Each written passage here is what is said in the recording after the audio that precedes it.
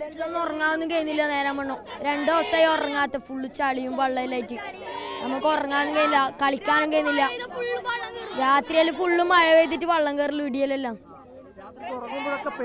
ആ ഉറങ്ങുമ്പോൾ പേടിയായിട്ട് ഉപ്പിമ്മി പറയലോ, മോനെ ഉറങ്ങിക്കോ മോനെ എന്നെല്ലാം പറയലോ.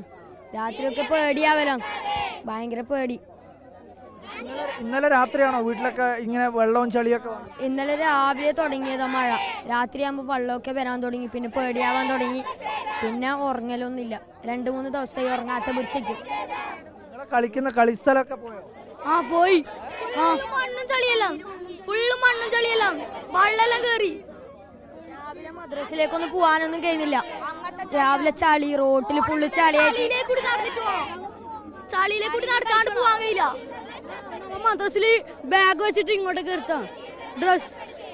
മദ്രസയിൽ നിന്ന് ബാഗ് എടുക്കാതെ വീട്ടിലേക്ക് വരുന്ന ബുക്ക് നനയും. അഥവാ പകുതി വീണാല് മൊത്തം പോയി, ബുക്ക് മൊത്തം പോയി.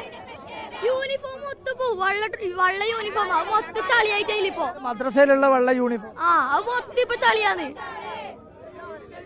യൂണിഫോം ഒന്നും പണ്ടൊക്കെ 2-3 ദിവസം ഇടലുണ്ട്. ഇപ്പൊ മഴയാണെങ്കിലും 2-3 ദിവസം ഇടലുണ്ട്. ഇപ്പൊ ചളിയായിട്ട് ഒരു ദിവസം പോലും ഇടാൻ കഴിയുന്നില്ല.